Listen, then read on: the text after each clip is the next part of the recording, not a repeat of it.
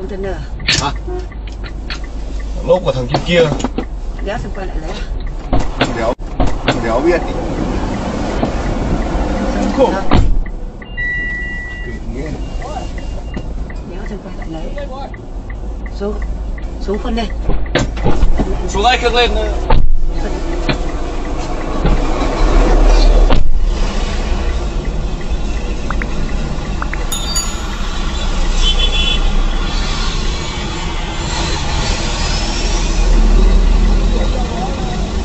A few moments later.